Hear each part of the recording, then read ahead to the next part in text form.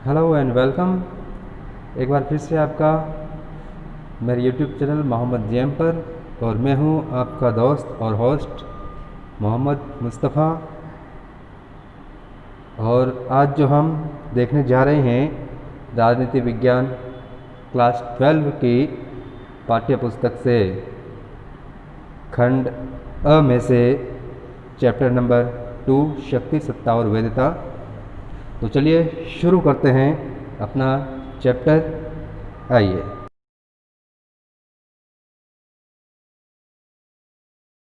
फिर से मेरे यूट्यूब चैनल मोहम्मद जीएम में, और आज जो हम देखने जा रहे हैं इतिहास क्लास 12 की पाठ्य पुस्तक से चैप्टर नंबर 3 का जो शेष हिस्सा बचा हुआ है। इससे पहले इस चैप्टर से जो हमने देखा था भारत पर विदेशी आक्रमण और उनका भारतीय संस्कृति में और भारतीय सभ्यता में आत्मसातीकरण, यानी कि घुलना मिलना, उसी में घुल मिल गए। और इसी के अंतर्गत हमने शक और सिथियन के बारे में देखा था। और अब जो हम पढ़ने जा रहे हैं कुषाण साम्राज्य के बारे में। तो चलिए स्टार्ट करते हैं कुषाण साम्राज्य। लेकिन वीडियो शुरू करने से पहले आपसे एक बार फिर से रिक्वेस्ट है कि आप मेरे इस वीडियो को और मेरे चैनल को सब्सक्राइब, लाइक और शेयर ज़रूर करें। धन्यवाद। और इसी के साथ चलिए चैप्टर शुरू करते हैं कुषाण साम्राज्य। तो कुषाण कहाँ की? कुषाण जो है एक जाति थी, मध्य एशिया की जाति।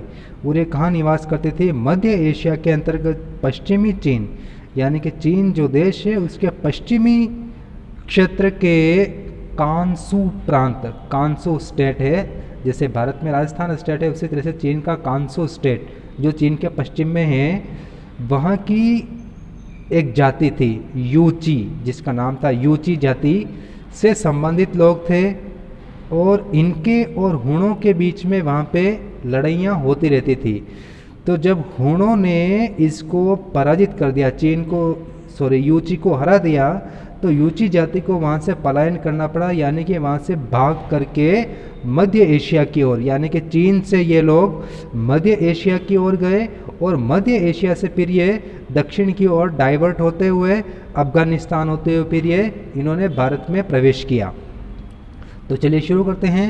हुणों से पराजय के बाद यूची जाति नए प्रदेश की तलाश में, उसकी खोज में बैक्ट्रिया के ताहिया क्षेत्र में आए। बैक्ट्रिया यानी कि अफगानिस्तान और उसके उत्तरी क्षेत्र का जो इलाका है, अफगानिस्तान से भी उत्तर की ओर जो दूसरे देश हैं तुर्कमेनिस्तान वगैरह, उन देशों की ओर आए जिसको बैक्ट्रिया कहा जाता था। वहाँ के ताहिया क्षेत्र में आए। ताहिया क्षेत्र में उस वक्त बैक्ट्रिया और ताहिया क्षेत्र में थे शक जाति वहाँ पे राज्य कर रही थी। तो इन्होंने शकों को हरा करके बैक्ट्रिया के ऊपर अधिकार कर लिया। और बाद में आगे जाकर के यूची जाति 5 शाखाओं में विभाजित हो गई, 5 शाखाओं में बढ़ गई। जैसे शक जो जाति थी वो 5 भागों में बटी थी, उसी तरह से ये भी 5 जातियों में बढ़ गई, 5 शाखाओं में बढ़ गई। और इनमें से जो कुषाण जो थे वो सबसे शक्तिशाली थे। इन 5 शाखाओं में एक शाखा थी कुषाण की, ठीक है। तो कुषाण सबसे ज़्यादा शक्तिशाली थे। तो इस एक शाखा ने जो बाकी की जो 4 शाखाएं थी, उन 4 शाखाओं को हरा दिया और अपना एक छत्र राज्य बैक्ट्रिया में इन्होंने स्थापित किया। और यहीं से, क्योंकि कुषाण ने बाकी चारों को हराया था, तो इन कुषाणों के नाम से फिर यूची जाति को कुषाण जाति कहने लगे। और इनका जो राज्य था वो कुषाण राज्य या कुषाण साम्राज्य कहलाया। तो इस कुषाण वंश का जो संस्थापक था, कुषाण राज्य का, उसका संस्थापक था कुजुल कैडफिसिस, ये इसका संस्थापक था। और इसका राज्य कहाँ पर था? बैक्ट्रिया, गांधार, यानी कि बैक्ट्रिया और गांधार क्षेत्र में, अफगानिस्तान क्षेत्र में इसने राज्य स्थापित किया। और बाद में अपने राज्य को और आगे फैलाया। बाद में उसका उत्तराधिकारी था विन कटफिस ने भी अपने पिता की नीति के ऊपर आगे चलते हुए अपने राज्य का विस्तार किया। ये भारत के और अंदर तक आए और गंगा नदी के क्षेत्र तक, मथुरा तक इन्होंने अपना साम्राज्य स्थापित कर लिया। और इसने किसने? विम कटफिस ने महाराज की उपाधि धारण की। अब कुषाणों की जानकारी का स्रोत उनके इतिहास का हमें किससे पता चलता है? इसके इतिहास की जानकारी का स्रोत एक तो हमारा है चीनी स्रोत, चाइनीज जो ऐतिहासिक ग्रंथ थे उनसे पता चलता है। इसके अलावा भारतीय साहित्य के अंतर्गत और पुरातात्विक सामग्री जो अब तक हमें खुदाई में प्राप्त हुई, उन सामग्रियों से हमें, जिसके अंदर मुद्रा, अभिलेख, मूर्तियाँ, खुदाई में प्राप्त भवनों के अवशेष, इन सभी से जो है हमें कुषाण राज्य के इतिहास की जानकारी मिलती है। अब बात करते हैं कनिष्क, जो कि कुषाण साम्राज्य का सबसे योग्य, महानतम और कुशल शासक और प्रशासक था, विद्वान भी था। तो कुषाण शासकों में ये सबसे महानतम शासक था। इसका राज्याभिषेक हुआ था 78 ईस्वी में, और राज्य विस्तार जो इसने किया बाद में आगे जाकर के राजा बनने के बाद में, पश्चिम में इसकी सीमाएं आक्सस नदी, बैक्ट्रिया के अंतर्गत आक्सस नदी से लेकर के पूर्व में गंगा नदी तक, ठीक है, भारत के अंदर गंगा नदी तक, उत्तर में मध्य एशिया के खुरासान से लेकर के दक्षिण में इनका विस्तार था वाराणसी तक, वाराणसी उत्तर प्रदेश, ठीक है। अब सैनिक उपलब्धियों की बात करें, सबसे पहले इसने राजा बनने के बाद अपने साम्राज्य का विस्तार किया, तो किन किन राज्यों को जीता वो आएगी इसकी सैनिक उपलब्धियों में। सैनिक उपलब्धियों के अंतर्गत देखा जाए तो कनिष्क एक महान विजेता था, कुशल प्रशासक, यानी कि शासन संचालन करने वाला, शासन चलाने वाला, यानी कि जब इतना बड़ा राज्य स्थापित करेगा, साम्राज्य स्थापित करेगा और वो लंबे समय तक वो साम्राज्य बना रहेगा, तो ऐसी शासन व्यवस्था स्थापित करना कि वो आगे आने वाले जो उत्तराधिकारी हैं उन्हें कोई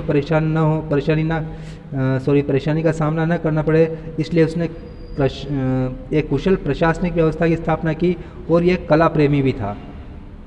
चलिए आगे चलते हैं। सैनिक उपलब्धियों में सबसे पहले तो इसने पूरे पार्थिया पर अधिकार कर लिया, पहले बैक्ट्रिया पर तो इसका राज्य था ही, ठीक है। फिर जो इसमें जो नाम आया था एक क्षेत्र का नाम, नाम याद नहीं आ रहा है, तो जानकारी चीनी स्रोतों में मिलती है। 2 कारणों से इसने पार्थिया पर आक्रमण किया था, ठीक है, वो कारण इसी में आ गया है। एक तो व्यापारिक दृष्टि से, और दूसरा पूर्व में कुषाणों का एरियाना प्रदेश जो है वो अभी किसके हाथ में है? कुषाणों के हाथ में। लेकिन कुषाणों के हाथ में आने से पहले वो क्या था? पार्थिया के पास था, और पार्थिया अपने एरियाना का जो स्टेट था, इस स्टेट को वो वापस हासिल करना चाहता था, ठीक है। तो इसने ये कोशिश कर रहा था और निरंतर जो है वो कुषाणों के ऊपर आक्रमण करता रहता था। तो अब एरियाना प्रदेश की सुरक्षा तो करनी ही थी, साथ में कनिष्क ने क्या किया कि पार्थिया पर ही अधिकार कर लिया जाए, ताकि आगे भविष्य में कोई समस्या ही उत्पन्न न हो इसको लेकर के।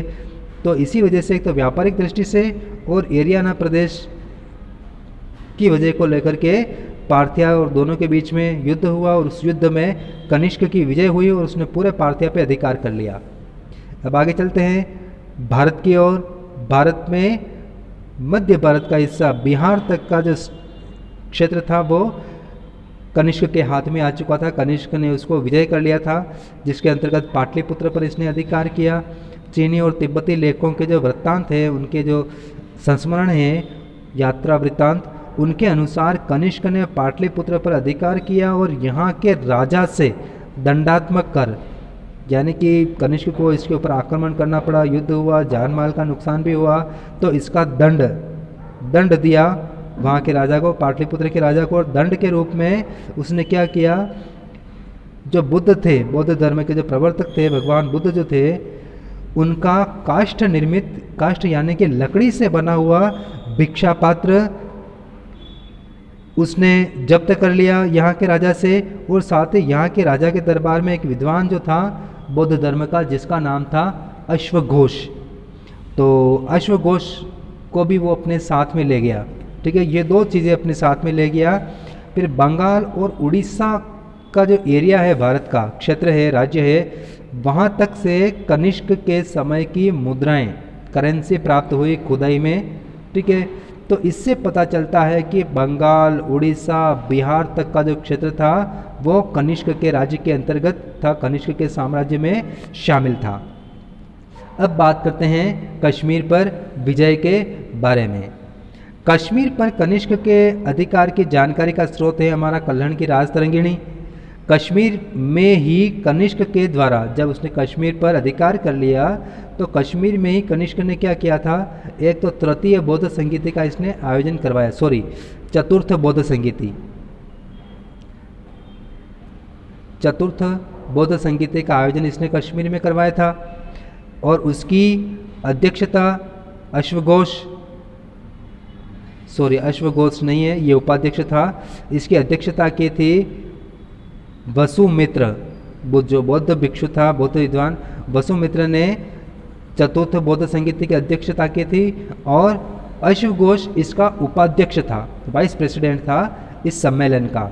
यहाँ उसने यानी कश्मीर में बहुत ही अधिक बौद्ध विहार बनवाए और साथ ही कश्मीर में कनिष्कपुर नामक नगर की उसने स्थापना की। कनिष्कपुर गांव बसाया इसने, शहर बसाया। इसके बाद बात करते हैं उज्जैन विजय के बारे में। उज्जैन पर उस समय जो इससे पहले भारत पर शक जाति ने आक्रमण किया था और शकों ने एक बहुत बड़े भाग पर अधिकार कर लिया था, तो उसमें उज्जैन पर भी शकों का अधिकार था। उस समय शक शासन कर रहे थे और उस समय शक क्षत्रप यानी कि शकों का जो राजा था वो था चष्टन को हरा करके उसने उज्जैन पर अधिकार कर लिया और बाद में मालवा पर भी उसने विजय प्राप्त कर ली। ठीक है, यहाँ तक तो भारत विजय का अभियान था उसका। अब बात करते हैं मध्य एशिया के विजय के बारे में। तो चीन के जो साहित्यिक स्रोत हैं, चीनी पुस्तकों के अनुसार और वेन सांग का जो विवरण है, यात्रा विवरण, उसमें ये लोग क्या लिखते हैं कि चीनी तुर्किस्तान पर अधिकार कर लिया। यानी किसने अधिकार किया? कनिष्क ने। चीनी तुर्किस्तान पर अधिकार करने के बाद उसने पामीर, और आप बात करते हैं तिब्बत की, तिब्बत जो है वो पामीर के पठार पर स्थित है। यानी कि तिब्बत पर यानी कि पामीर पर अधिकार करने के लिए उसकी इच्छा थी कनिष्क की। तो एक तो उसके ऊपर अधिकार करना था और साथ ही क्या लिखा हुआ है, चीनी साहित्य में ये भी बताया गया है कि उस समय चीन की जो राजकुमारी थी, चीन के सम्राट की जो पुत्र थी, वो बहुत ही अधिक सुंदर थी। ठीक है, सुंदर थी, खूबसूरत थी, बहुत ही ब्यूटीफुल। तो उससे क्या है कि कनिष्क का विवाह करना चाहता था। उसने विवाह का प्रस्ताव भिजवाया कि भाई हमें जो है आपकी शहजादी से, आपकी प्रिंसेस से शादी करनी है, इसलिए आप इसको स्वीकृति प्रदान करें। लेकिन क्या किया कि चीन के सम्राट ने मना कर दिया। तो उसकी वजह से क्या, उसने सेना भेजी।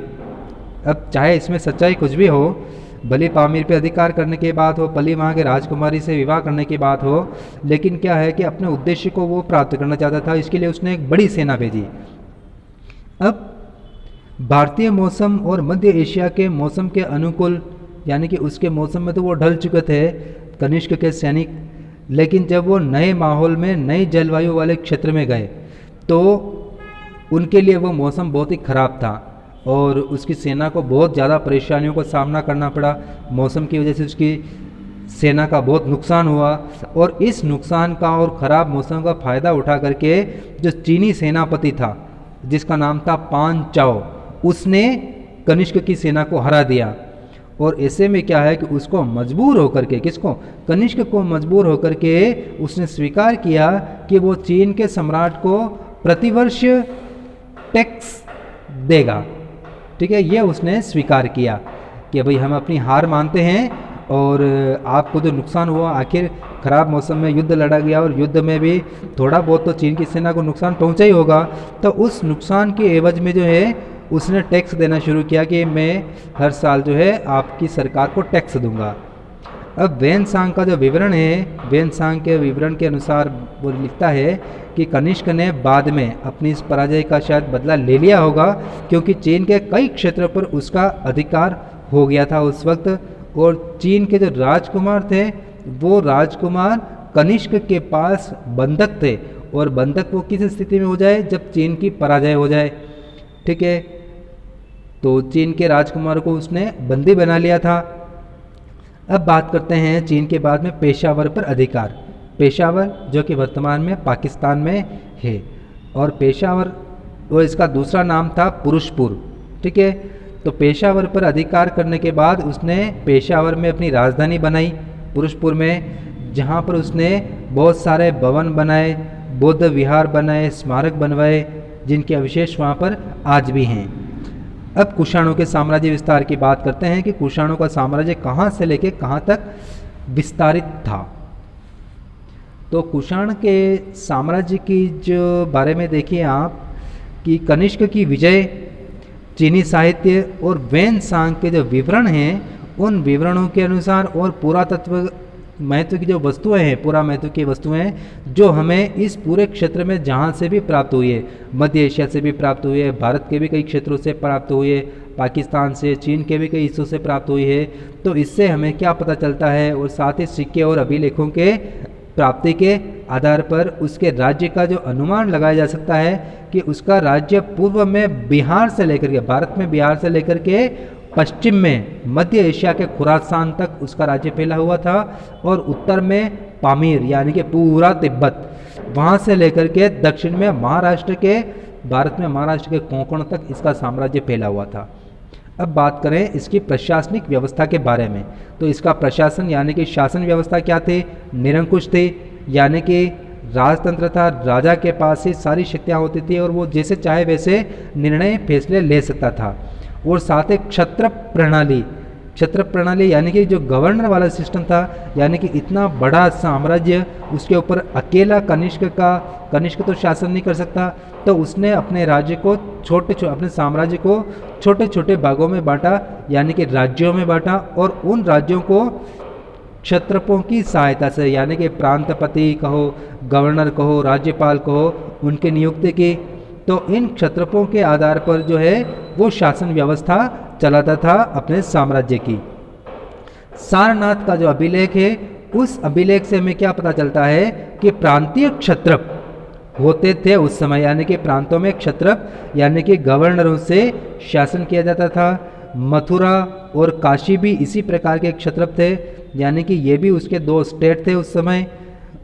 और अधिकारी जो कौन कौन थे, एक तो दंडनायक और दूसरा महादंडनायक, ये 2 प्रशासनिक पद थे उसके समय में।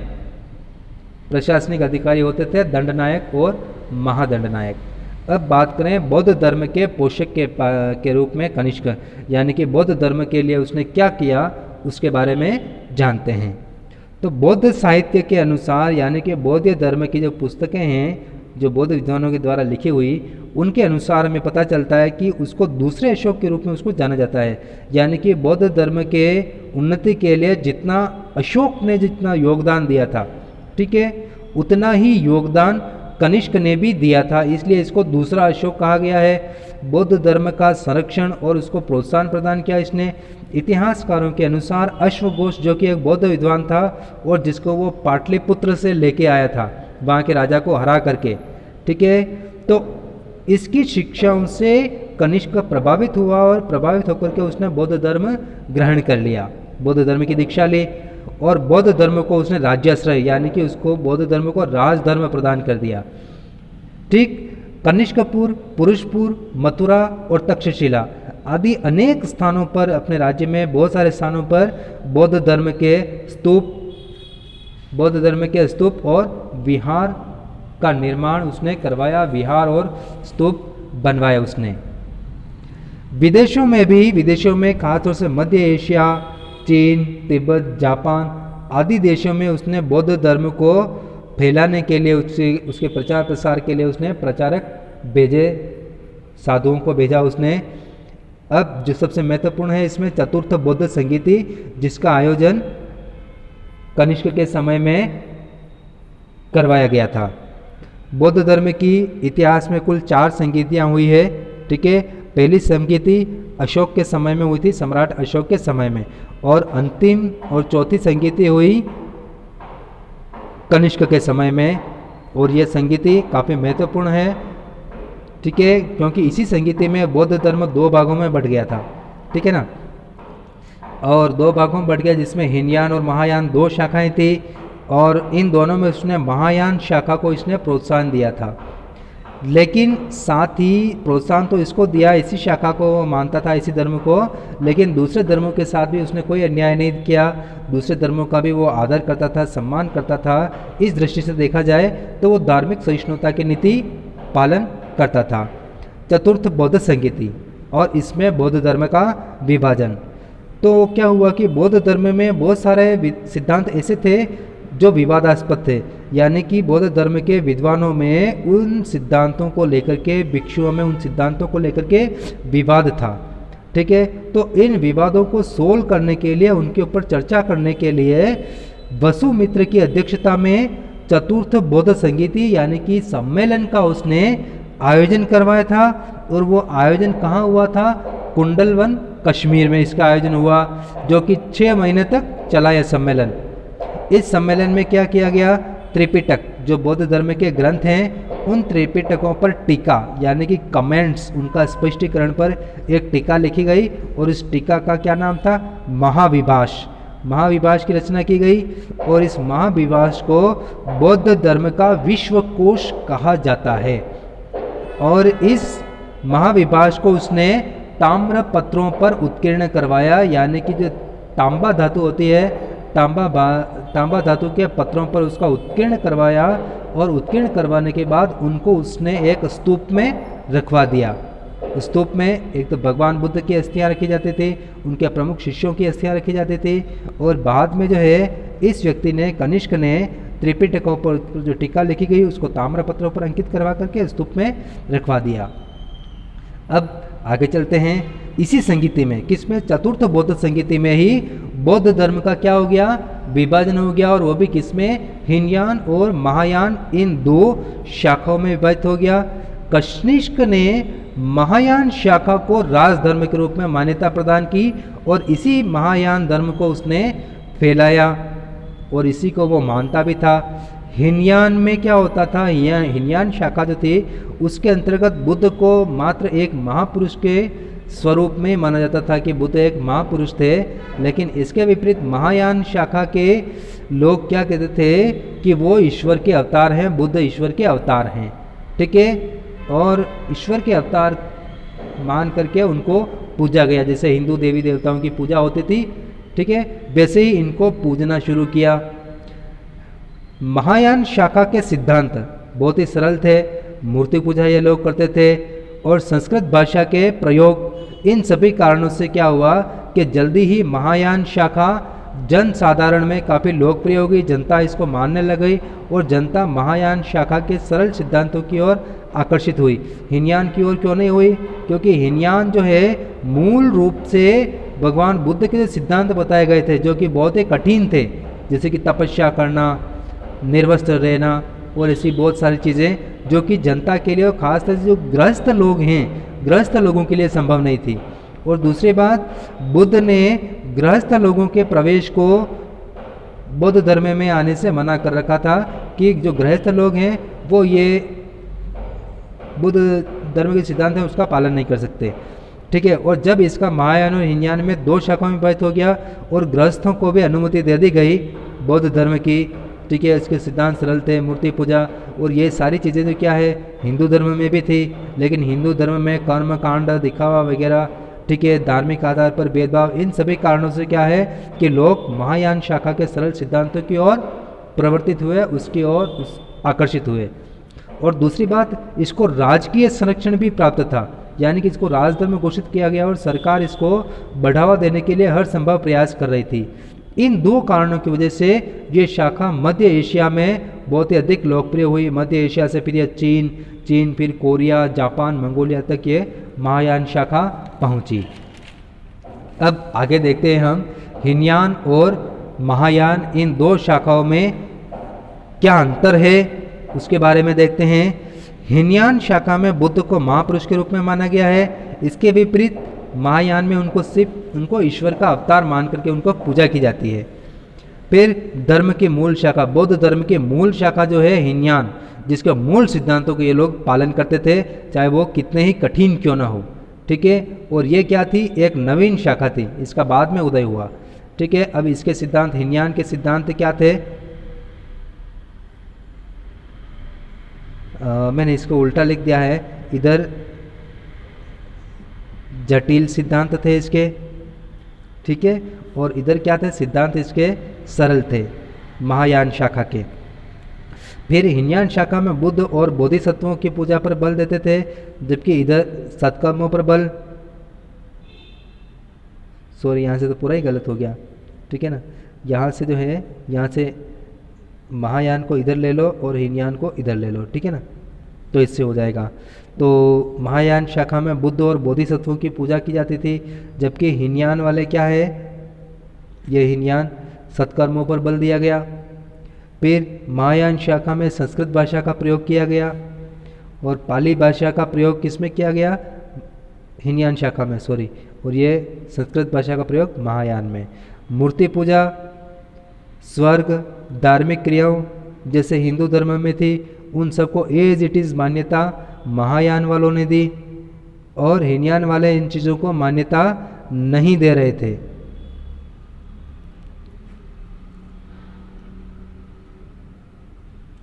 महायान,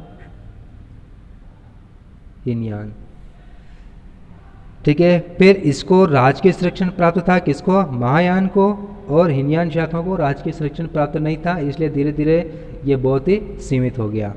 और भारत में तो जो है ये बिल्कुल ही समाप्त हो गया जब गुप्त साम्राज्य की स्थापना हुई। उसके बाद में तो गुप्तों ने हिंदू धर्म, वैदिक धर्म, है ना, वैष्णव धर्म को उन्होंने ज़्यादा संरक्षण दिया और उसके संरक्षण की वजह से बौद्ध धर्म का धीरे धीरे भारत में पतन हो गया। अब कला और संस्कृति की बात करते हैं। कनिष्क के समय में कला और संस्कृति की क्या स्थिति थी। कनिष्क स्वयं ही एक उच्च कोटि का विद्वान था, कला प्रेमी था। उसने कई सारे बुद्ध विहार और स्तूप को निर्माण करवाया और उसकी महत्वपूर्ण जो देन है वो मूर्ति कला के क्षेत्र में है।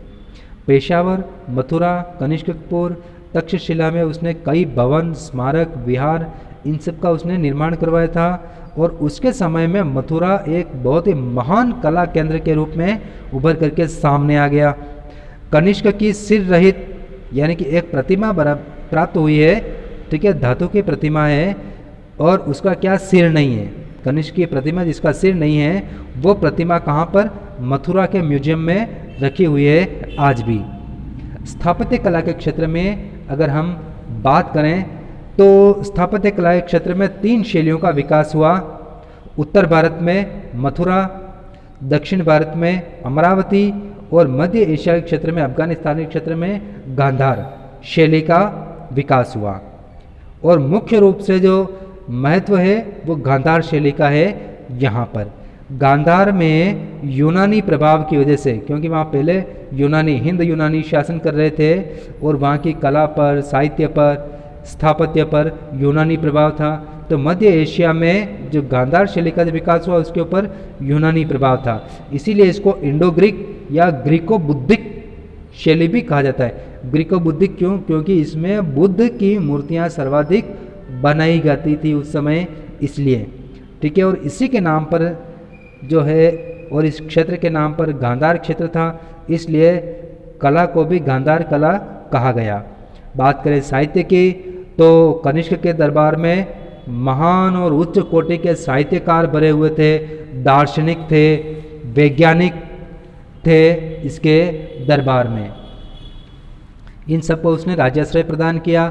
अश्वघोष की संस्कृत में रचित पुस्तक बुद्ध चरित्र जो इसके समय में लिखी गई, अश्वघोष इसका दरबारी था कनिष्क का।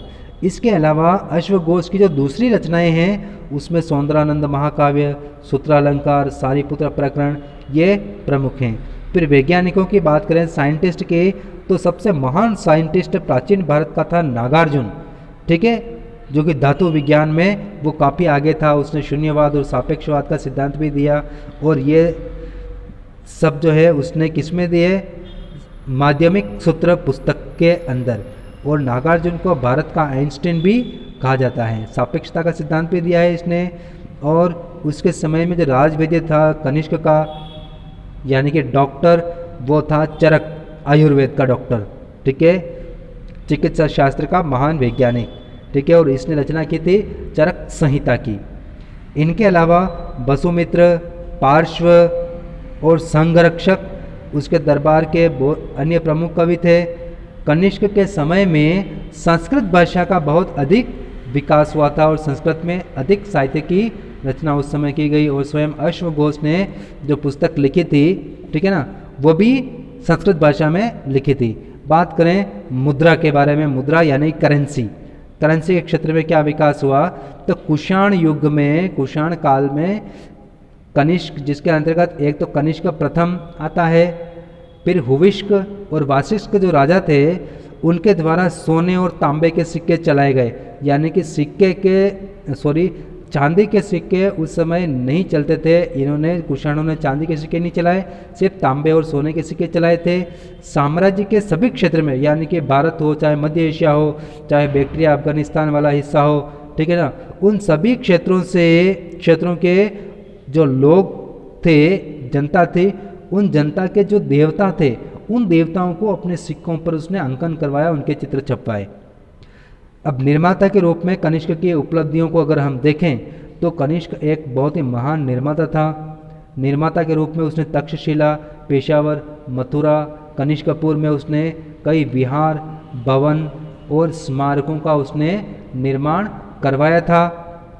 मथुरा उसके समय में कला के महान केंद्र के रूप में मथुरा का विकास हुआ। अब बात करते हैं हम विज्ञान की उन्नति के संबंध में। विज्ञान के क्षेत्र में उसके समय में क्या उन्नति हुई, तो देखिए आप, कनिष्क के दरबार में उच्च कोटि के विद्वान, साहित्यकार, दार्शनिक तो थे ही, साथ ही वैज्ञानिकों का आश्रय स्थल भी था उसके दरबार को। यानी कि वैज्ञानिकों को भी उसने प्रश्रय दिया। जैसे मैंने नाम लिए थे उसमें नागार्जुन, चरक, सुश्रुत, ठीक है ना, ये बहुत ही महान चिकित्सक और आयुर्वेद आचार्य थे। महान वैज्ञानिक जो थे उस समय नागार्जुन, उनके द्वारा शून्यवाद, सापेक्षता का सिद्धांत दिया गया।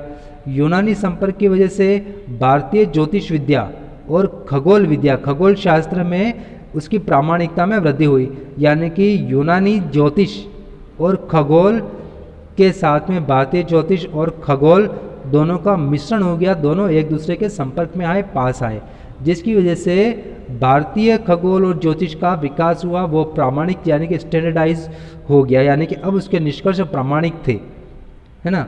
रोमन साम्राज्य के संपर्क में आने की वजह से, क्योंकि रेशम मार्ग पर चीन से लेकर के यूरोप तक का जो व्यापारिक मार्ग था, जिसको रेशम मार्ग कहा जाता था, उस रेशम मार्ग पर कनिष्क का अधिकार हो गया था, ठीक है।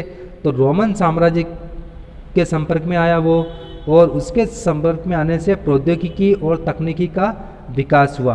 और उसके शासनकाल में तांबे के सिक्के जो कि रोमन शैली में बनते थे, रोमन साम्राज्य में उस समय स्वर्ण के सिक्के चलते थे, सोने के सिक्के, ठीक है, बिल्कुल उसी रंग रूप में तांबे के सिक्के डाले गए, उसी डिज़ाइन में और उसी क्वालिटी के तांबे के सिक्के डालने शुरू किए कुषाण शासकों ने। बात करते हैं अब हम आगे इसी में गांधार कला के बारे में, जो कि एक बहुत ही महत्वपूर्ण कला है, जिसका विकास कुषाणों के समय में हुआ, प्रसिद्ध कला थी। और इसके जो अन्य नाम हैं, जिसको Greco Roman, Indo Greek, Hindu यूनानी या ग्रीको बुद्धिस्ट भी इसको नाम दिया गया है। गांधार शैली में क्या होता है कि भारतीय शिल्प कला का यूनानी और एशियाई रोमन शिल्प के संपर्क में आने से, यानी कि यूनानी शैली, एशियाई शैली और रोमन शैली और उनका भारतीय शैली के बीच, भारतीय शिल्प कला का जो है यूनानी, एशियाई, रोमन शिल्प के संपर्क में आए। और इनके संपर्क में आने से क्या है, इन तीनों का जो मिश्रण उत्पन्न हुआ, यानी कि इन दोनों का समन्वित रूप से एक नई शैली का विकास हुआ, जिसको गांधार कला शैली का नाम दिया गया है। और क्योंकि ये गांधार क्षेत्र में इसका विकास हुआ था, इसीलिए इसका नाम गांधार कला पड़ा इसका। और इसमें क्या हुआ बाद में देखिए आप, कनिष्क ने जब महायान धर्म को स्वीकार कर लिया, उसके उदय के बाद उसको राजाश्रय भी घोषित कर दिया उसको, ठीक है ना। फिर यूनानी देवताओं के समान बुद्ध की मूर्तियों का निर्माण होने लगा। गांधार कला की विषय वस्तु क्या थी, भारतीय थी, क्योंकि बुद्ध की मूर्तियों का निर्माण हो रहा था और कहीं कहीं पर हिंदू देवी देवताओं की मूर्तियों का निर्माण भी हो रहा था। लेकिन इनका निर्माण किस शैली में हो रहा था, यूनानी शैलियों में, विषय वस्तु भारतीय। इसलिए क्या है कि इन दोनों चीज़ों के समन्वय से, ठीक है, यूनानी, रोमन, इन के समन्वय से गांधार कला का विकास हुआ। इनकी विशेषताओं में देखिए आप, यूनानी शैली के अंदर जो प्रतिमाओं को, मूर्तियों को जो सजाया जाता था, श्रृंगार और जो अलंकार होता था, वो अलंकार इसकी प्रधानता थी। और बनते किससे थे ये मूर्तियाँ, बुरे और सलेटी पत्थरों से मूर्तियाँ बनाई जाती थी और उसके ऊपर चूने का प्लास्टर चढ़ाया जाता था, उनका प्रयोग होता था। फिर मूर्तियों के विशेषताएं और आगे देखिए आप, मूर्तियों के जो होंठ होते थे, होंठ भारी होते थे, बड़े होंठ होते थे, खींची हुई आंखें, आप अपनी आंखों को कितना बड़ा कर सकते हो, ठीक है ना, उस हिसाब से आंखें खींची हुई, बाल घुंघराले होते थे, मूछें लंबी होती थी, और जो वस्त्र होते थे मूर्तियों के ऊपर, जो वस्त्र भी दिखाए जाते थे, तो वो वस्त्र भारी और बोझिल, यानी कि उन वस्त्रों में क्या होता था, वजन, तो वो लटकते हुए दिखते थे वस्त्र, ठीक है ना, और हट मतलब वो सलवट युक्त होते थे, सल पड़े हुए, ठीक है ना। तो ऐसी मतलब वस्त्रों से उत्कीर्ण ये मूर्तियों का निर्माण हुआ। अमरावती शैली में भी कई सारी मूर्तियों का निर्माण उस समय किया गया। अब देखिए आगे हम शक संवत की बात करते हैं।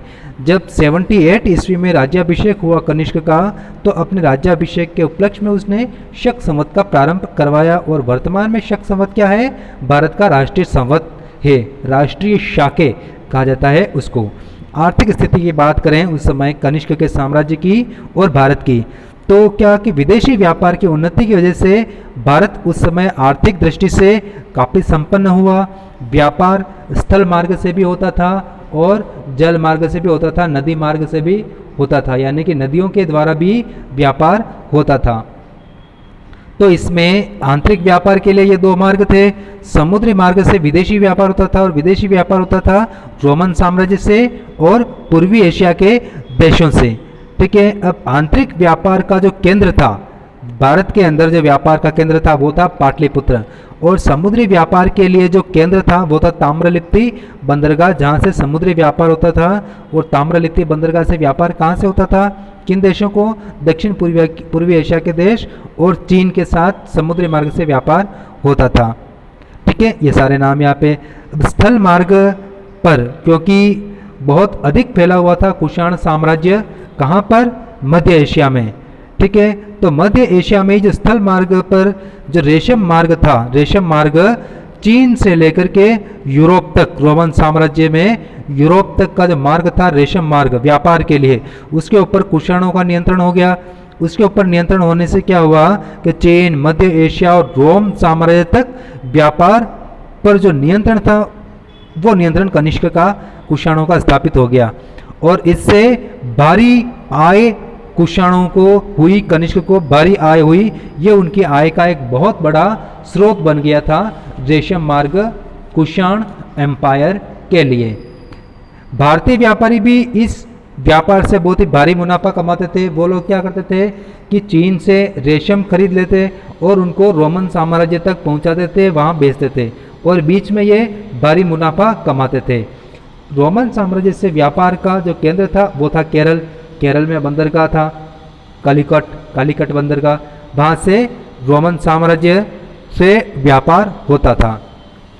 रोम को कौन सी चीज़ें दी जाती थी उस समय, हाथी दांत के सामान, काली मिर्च, लौंग, मसाले, सुगंधित पदार्थ, औषधियाँ, सूती और रेशमी वस्त्रों का निर्यात रोम को किया जाता था, और बदले में वहाँ से बड़ी मात्रा में सोना। ज़्यादातर क्या करते थे उस समय प्राचीन भारत के लोग कि जो भी चीज़ बेचते थे उसके बदले में वो जहाँ तक हो सके वो सोना लेते थे, और सोना लेने से क्या हुआ, धीरे धीरे भारत के पास इतना सोना हो गया, दुनिया भर से सोना आकर के भारत में इकट्ठा हो गया, ठीक है ना। तो उसकी वजह से भारत सोने की चिड़िया कहलाया। फिर व्यापार में विकास हुआ तो उससे मुद्रा का भी विकास हुआ। इंडो ग्रीक शासकों ने और कुषाण शासकों ने क्या किया, स्वर्ण सिक्कों का चलन प्रारंभ किया, यानी कि स्वर्ण के सिक्के, सोने के सिक्के उन्होंने चलाए। मुद्रा व्यापार के विकास से, मुद्रा और व्यापार के विकास से नगरीय संस्कृति का विकास हुआ, यानी कि शहरों का विकास हुआ। वो शहर व्यापार के उस समय बहुत बड़े बड़े केंद्र बनकर के उभरे, ठीक है ना, जैसे ताम्रलिप्ति, मथुरा, काशी, पाटलिपुत्र, ठीक है ना, पेशावर, ये सभी व्यापार के बड़े बड़े केंद्र हो गए। तो नगरीय संस्कृति का विकास हुआ। कनिष्क द्वारा कई नगर भी बसाए गए। उदाहरण के लिए देखिए कनिष्कपुर कश्मीर में तक्षशिला के पास में सिरमुख नगर उन्होंने बसाए थे।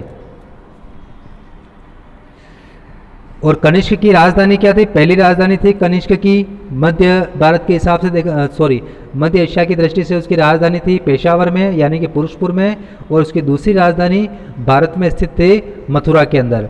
मथुरा के शोक क्षेत्र, मथुरा में है शोक क्षेत्र, वहाँ से खुदाई में 7 स्तरीय 7 लेवल, एक के बाद एक इस तरह से 7 लेवल की कुषाण संस्कृति के अवशेष हमें प्राप्त हुए हैं। धार्मिक जीवन की बात करते हैं चलिए। तो धार्मिक जीवन के अंतर्गत कुषाण शासकों ने अपनी तुलना यानी कि अपने आप को उन्होंने देवता बताया, देवपुत्र की उन्होंने उपाधि धारण की, जो विदेशी शासकों के लिए भारतीय समाज की सामाजिक स्वीकृति हेतु वेदता के लिए आवश्यक था। यानी कि भारतीय समाज के लोग, भारतीय लोग, क्योंकि कुषाण तो विदेशी थे, अब विदेशी लोगों को भारतीय लोग कैसे स्वीकार करेंगे, तो उन्होंने उसका एक तरीका निकाला कि चलो अपने आप को देवताओं का पुत्र घोषित कर दो, ठीक है ना। यही काम उन्होंने किया ताकि भारतीय उनको भारतीय समाज में स्वीकृति दे। उस स्वीकृति देने से क्या होगा, उनके शासन को वैधता प्राप्त हो जाएगी, यानी कि लोग उनके शासन को मानने लग जाएंगे, उनके शासन का विरोध नहीं करेंगे। तो इसलिए उन्होंने क्या किया कि सिक्कों पर जो सिक्के वो उन्होंने चलाए थे, उन सिक्कों के ऊपर उन्होंने अपने आभा मंडल से युक्त चित्रों का अंकन करवाया। आभा मंडल क्या होता है कि जैसे ये व्यक्ति का चेहरा है तो इसके ऊपर जैसे देवता के चेहरे से, ठीक है ना, सिर से जो किरणें फूटती है ना, इस तरह से, तो वो कहलाता है आभा मंडल। तो इस आभा मंडल युक्त चित्रों को वो इस तरह से सिक्कों पर उत्कीर्ण करवाते थे, ठीक है। अब बात करते हैं सामाजिक जीवन की। तो समाज उस समय समृद्ध था, किसी चीज़ की कोई कमी नहीं थी, क्योंकि व्यापार उन्नत था, ठीक है। बाहर से भारी मात्रा में सोना आ रहा था, इस वजह से सॉरी, स्त्रियों को भी स्वतंत्रता प्राप्त थी और घरों के अंदर उनके लिए अलग रूम्स होते थे, कक्ष होते थे अलग, ठीक है ना। कोई भी बिना नोक किए, उनकी स्वीकृति के, महिलाओं की स्वीकृति के बिना उनके कमरे में प्रवेश नहीं कर सकता था। गंधार के लोग पहनावे में धोती बांधते थे, कमर के ऊपर फेंटा लगाते थे। फेंटा यानी कि एक जो वस्त्र होता था वो कमर के चारों ओर लपेट करके गांठ लगाना, वो कहलाता है फेंटा। सिर के ऊपर साफा या रुमाल बांधते थे, यानी कि सिर को वो ढक करके रखते थे। फिर मनोरंजन के क्षेत्र में देखिए, अपना मनोरंजन, कोई टीवी इंटरनेट तो उस समय होते नहीं थे, तो नाचने गाना, वाद्य यंत्रों का प्रयोग करना, जादू टोना और साहित्य का जो है उस समय प्रयोग किया जाता था, इसका उल्लेख मिलता है। यानी कि मनोरंजन के लिए वो इन चीज़ों का प्रयोग करते थे। अब देखें आगे, कुषाण साम्राज्य का प्रभाव, क्या प्रभाव पड़ा उसका भारत के ऊपर, भारतीय संस्कृति के ऊपर, ठीक है ना। तो पहला ऐसा साम्राज्य था जो भारत के साथ मध्य एशिया के कई प्रदेशों तक विस्तृत था। भारत तो इस तरह से, अब भारत में यहाँ से लेकर के, ठीक है ना, ये इतना इतना हिस्सा, यानी कि आधा भारत, और इस तरह से तिब्बत, ऊपर ये तिब्बत आ गया चीन का, मध्य एशिया के अफगानिस्तान, ईरान, ये सभी देश आ गए, ठीक है ना, इतने इतने एरिया में, यानी कि भारत के साथ ही मध्य एशिया में भी इसका साम्राज्य विस्तृत था, यानी कि फैला हुआ था। जिससे क्या हुआ, भारत का संपर्क, भारतीयों का संपर्क बाहरी दुनिया से स्थापित हुआ। बाहरी दुनिया से मतलब मध्य एशिया से, तिब्बत से भारत का संपर्क स्थापित हुआ। और इस काल में, क्योंकि उन्होंने धर्म को बहुत बढ़ावा दिया था कुषाणों ने, ठीक है ना, कनिष्क ने भी, बाद में कुषाण शासकों ने भी बौद्ध धर्म को बढ़ावा दिया था, तो धर्म, साहित्य और कला का भी काफ़ी विकास हुआ। विशेष रूप से विकास किसका हुआ था, खास तौर से इसमें बौद्ध धर्म की महायान शाखा का उदय हुआ और इसी को इन्होंने प्रश्रय दिया था। और साथ ही गांधार कला का विकास हुआ और बुद्ध की मूर्तियां बनाई जाने लगी यूनानी शैली में, इंडो-ग्रीक शैली में। इतिहासकार रोलिंसन, जिन्होंने इसके बारे में, कुषाण काल के बारे में क्या कहा, कुषाण एम्पायर जब तक कायम रहा, ठीक है ना, तब तक का काल कुषाण काल। तो उस समय को भारतीय संस्कृति के इतिहास का महत्वपूर्ण युग माना है। भारतीय मूर्तिकला, भारतीय स्थापत्य कला, है ना, इन सभी के ऊपर कुषाण साम्राज्य का, ठीक है ना, कुषाण साम्राज्य की कलाओं का, गांधार कलाओं का काफ़ी प्रभाव पड़ा, इसलिए बहुत ही महत्वपूर्ण और इम्पोर्टेंट है इंडियन हिस्ट्री के लिए। धीरे धीरे बाद में क्या हुआ, कुषाणों का पतन हो गया, लेकिन जो जाति वहाँ पे रहती थी, ठीक है ना, जाति के लोग तो रहते ही थे, अपने इलाके तो छोड़कर गए नहीं थे, भले उनके ऊपर शासन दूसरे लोग करने लग गए, बाद में जो भी आए, तो वो क्या है, वो कुषाण लोग जो है धीरे धीरे भारतीय धर्म और संस्कृति को उन्होंने अपना लिया और भारतीय संस्कृति का एक हिस्सा हो गए, उसमें विलीन हो गए। अब कनिष्क का मूल्यांकन, कनिष्क के बारे में देखते हैं, उसके व्यक्तित्व का मूल्यांकन करते हैं। तो कनिष्क के बारे में देखिए आप, प्रमाणित साक्ष्य अभी तक जो साक्ष्य में प्राप्त हुए हैं, ऐतिहासिक साक्ष्य, साहित्यिक साक्ष्य, ठीक है ना, उनके अनुसार हमें क्या पता चलता है कि उसके शासन काल में निरंतर युद्ध, बहुत सारे युद्ध लड़े और उन युद्धों की वजह से क्या हो, उसके सेनापति हुए उसके परेशान हो गए। रोज रोज युद्ध, आए दिन युद्ध, बहुत सारा जान माल का हानि होना। तो इन युद्धों की वजह से क्या है कि परेशान होकर उसके सेनापतियों ने ही कनिष्क की हत्या कर दी। कनिष्क एक महान योद्धा था, साम्राज्य निर्माता, बहुत बड़े साम्राज्य का निर्माण किया, कलाकारों और विद्वानों का आश्रय दाता था। बड़े बड़े विद्वान, साहित्यकार, वैज्ञानिक उसके दरबार में स्थापित थे। इनके बारे में हम देख चुके हैं। सैन्य सफलताओं की दृष्टि से समुद्रगुप्त का अग्रगामी था, यानी कि सैनिक अभियान की दृष्टि से जो भी सैनिक अभियान चलाए उनमें अधिकांश में, ठीक है ना, चीन में प्रारंभ में उसने हमला किया था, उसमें भले वो नाकाम रहा, लेकिन इसके अलावा उसको छोड़ दिया जाए तो बाकी सैन्य सफलताओं के, सैन्य अभियानों की दृष्टि से वो एक सफल व्यक्ति था। और उसके बाद जब समुद्रगुप्त, गुप्त शासन की स्थापना हुई, समुद्रगुप्त शासक बना गुप्त वंश का, तो इसने भी उसी नीति पर आगे चलते हुए, कनिष्क की नीति पर आगे चलते हुए एक बहुत बड़े और महान साम्राज्य का इसने निर्माण किया बाद में कनिष्क ने। अब कनिष्क में बौद्ध धर्म का प्रचारक था, इसीलिए उसने बौद्ध धर्म में जो सुधार, जो भी त्रुटियां थी, कमियां थी, जो विवाद थे विद्वानों के बीच में, उनको सुलझाने के लिए बौद्ध संगीत का आयोजन करवाया उसने, ठीक है ना। कनिष्क के काल की स्वर्ण मुद्राएं, उसके समय की स्वर्ण मुद्राएं हैं, वो भारत में बहुत सारे स्थानों से प्राप्त हुई है खुदाई में, ठीक है। और साथ ही उससे हमें क्या पता चलता है, रोमन साम्राज्य के साथ उसके मैत्रीपूर्ण संबंधों का पता चलता है कि किस प्रकार भारत और रोम के बीच में व्यापारिक संबंध थे और काफ़ी मजबूत संबंध थे। फिर रेशम मार्ग और अन्य व्यापार मार्गों से जुड़े होने से कुषाण साम्राज्य जिस जगह पे स्थापित था, ठीक है, रेशम मार्ग भी उसी में आ रहा था और अन्य बहुत सारे प्रमुख खास व्यापारिक मार्ग कुषाण साम्राज्य के अंदर से होकर के गुजरते थे। इसकी वजह से क्या हुआ कि बैक्ट्रिया, मध्य एशिया में बैक्ट्रिया, क्योंकि रेशम मार्ग बैक्ट्रिया के अंदर से होकर के गुजरता था, तो वो व्यापार का एक बड़ा केंद्र बन गया। इन उपलब्धियों के कारण क्या हुआ कि प्राचीन भारत के विदेशी शासकों में इसको बहुत ही महान माना गया है, ठीक है। अब इतना महान साम्राज्य धीरे धीरे खत्म हो गया, क्यों हुआ, तो उसके पतन के बारे में हम देखते हैं, कुषाण साम्राज्य का पतन। तो कनिष्क ने अपने समय में एक बहुत ही विशाल और शक्तिशाली एम्पायर की स्थापना की, साम्राज्य की स्थापना की, और लेकिन इस साम्राज्य को उसके बाद में जो उसके पुत्र हुए, बेटे हुए, फिर उनके बेटे हुए, ठीक है ना, उनके उत्तराधिकारी उसको बनाए नहीं रख सकते, ठीक है। तो इसलिए वो क्या है, धीरे धीरे खत्म हो गया।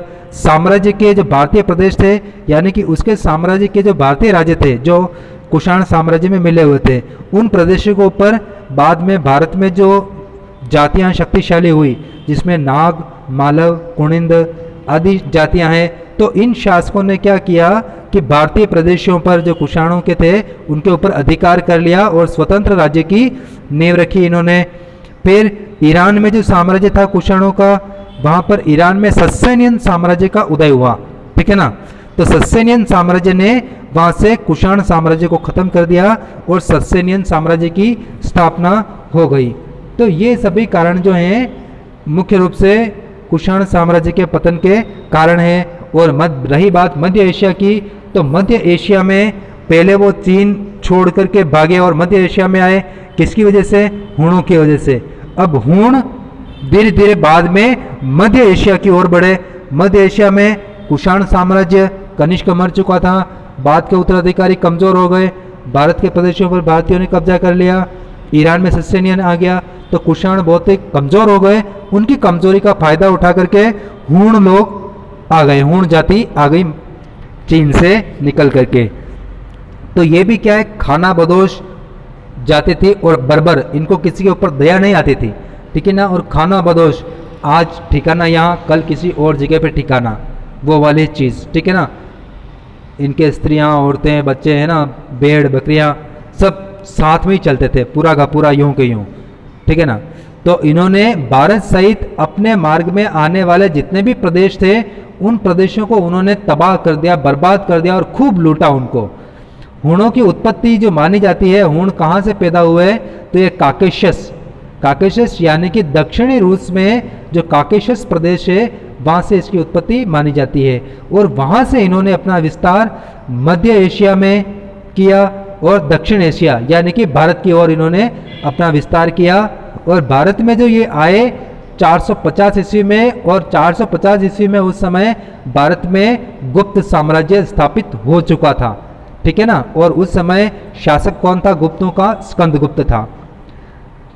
हुण क्या थे? हुणों ने जो सोने के सिक्के चलाए थे उनको हुण कहा गया है। हुन्नाव चीन में हुण या हुन्नाव जाति जो है वो हुणों का निवास स्थान था। हुणों का निवास स्थान चीन में। अब बात करते हैं स्कंदगुप्त, जो कि गुप्त शासक था उस समय भारत का, जब हुणों ने भारत पर आक्रमण किया, ठीक है। स्कंदगुप्त के शासन में भारत पर हुणों का एक बड़ा आक्रमण हुआ। स्कंदगुप्त ने इसको विफल कर दिया, यानी कि हुणों को हरा दिया और उनको भगा दिया। बाद में क्या है कि जब शक्तिशाली गुप्त राजा नहीं रहे, बाद में कमजोर उत्तराधिकारी हुए, तो क्या हुआ? साम्राज्य यानी कि गुप्त साम्राज्य भी धीरे धीरे कमजोर हो गया। और उनके कमजोर होने का फायदा उठाते हुए एक हुण शासक जिसका नाम था तोरमान ने उत्तर पश्चिमी भारत और मालवा पर, उत्तर पश्चिमी भारत पर और मालवा पर, मालवा मध्य भारत में, मध्य प्रदेश में, ठीक है। तो वहां तक हुणों ने अधिकार कर लिया, तोरमान ने अधिकार कर लिया और हुण राज्य की इन्होंने स्थापना की। और बाद में तोरमान का पुत्र मिहिरकुल राजा बना, शासक बना। मिहिरकुल जो है एक बहुत ही बड़ा शासक था, ये भी महान शासक इसको कहा जाता है। तोरमान इसका पहला शासक था हुणों का, शक्तिशाली शासक। इससे पहले बहुत सारे होंगे, लेकिन ये तोरमान जो है पहला प्रतापी शासक था, इसका शक्तिशाली राजा था, जिसकी बहुत अधिक महत्वाकांक्षा थी अपने राज्य को फैलाने को लेकर। और उसका पुत्र मिहिरकुल बहुत ही प्रसिद्ध व्यक्ति रहा है, यह भी इतिहास में, हिस्ट्री में। तोरमान ने, मिहिरकुल और तोरमान ये दोनों क्या है? तोरमान के पुत्र दो, मिहिरकुल और तोरमान, ठीक है ना। इन्होंने अपना शासन क्या किया? तक्षशिला और मथुरा से अपना शासन संचालित किया इन्होंने।